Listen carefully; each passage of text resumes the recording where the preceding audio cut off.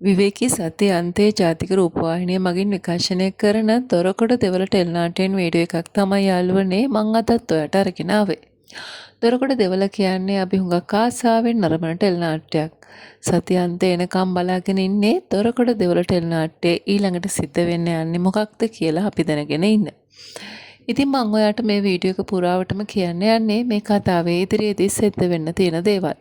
ඉතින් ඔයා වෙනද වගේම මගේ මේ වීඩියෝ වලට කැමති නම් ලයික් එකක් දාලා කමෙන්ට් කරන්න.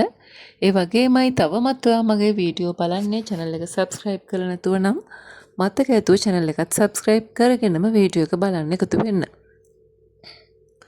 මේ කතාවේ හැටියට මේ ගමට අලුතින් ආපු කෙනෙක් තමයි රණවීර කියන්නේ. ඉතින් මම අද ඔයාලට මේ වීඩියෝ එකෙන් කියන්න යන්නේ මෙන්න මේ රණවීර ගැන. රණවීර ඇවිල්ලා එකතු වෙන්නේ නෙටුම් ගුරුගේ ජීවිතේටනේ. ඇත්තටම රණවීර මේ ගමට එන්නේ කාව හොයාගෙනද?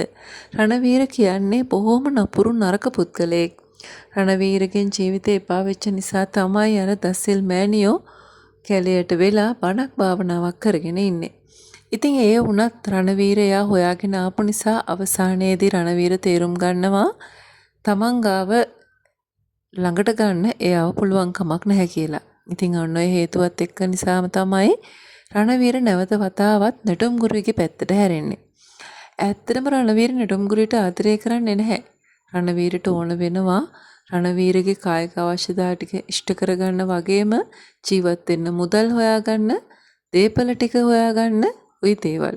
ඉතින් ওই දේවල් පහසුවෙන්ම ලබා ගන්න පුළුවන් කෙනෙක් තමයි මෙන්න මේ නෙටුම් ගුරුය කියන්නේ. ඉතින් කතාවේ ඉදිරියට යද්දී අනිවාර්යයෙන්ම නෙටුම් ගුරිය සහ රණවීර අතර බහින් බස්වීම ඇති වෙනවා. මොකද නෙටුම් ගුරියට කොහොමටවත් රණවීර ආදරය කරන්නේ නැහැනේ. දාවිත් ඇත්තටම නෙටුම් ගුරියට ආදරය කරා. ඒක නිසා නෙටුම් ගුරියට මේ වෙනස හොඳට දැනෙන්න ගන්නවා. ඔන්න ඔය වෙනස දැනෙන්න ගත්තට පස්සේ මේ දෙන්න අතර නිතරම ආරවුල් හට ගන්නවා. ඉතින් මෙන්න මේ විදිහට ආරවුල් හට ගැනීමෙන් අවසාන කෙරවල වෙන්නේ නෙටුම් ගුරියට අනිවාර්යයෙන්ම රණවීර අතින් මැරුම් කන්න සිද්ධ වෙන එක. අපි බලාගෙනමු මේ කතාවේ ඉදිරියේදී රණවීර මේ වගේ දැඩි තීරණයක් අරගෙන නෙටුම් ගුරියට කරදරයක් කරාවිද කියලා.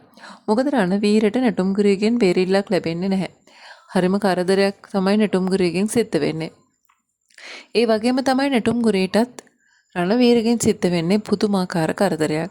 ඉතින් මෙන්න මේ දෙන්නගේ මේ නොගැලපීමත් එක්ක නෙටුම් ගුරිත් එන්නම රණ්ඩු කරගන්නවා. දාවිත් තමන්ගේ ජීවිතයෙන් ටිකෙන් ටික ඈත් වෙද්දී නෙටුම් ගුරිය රණවීරට එකතු වුණාට නෙටුම් ගුරියගේ හිත ඇතුලේ දාවිත්ට ලොකු ආදරයක් තියෙනවා. ඔන්න ආදරයේ තියෙන කරුණත් එක්ක හිතේ තියාගෙනම තමයි නෙටුම් ගුරිය හැමදාම රණවීරත් එක්ක රණ්ඩු කරගන්නේ.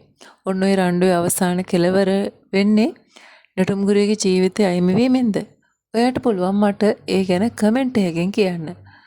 අපි බලමු මේ කතාව ඉදිරියේදී ඇත්තටම නෙටුම් ගුරුගේ ජීවිතේ රණවීර අතින් අවසාන වේද කියලා.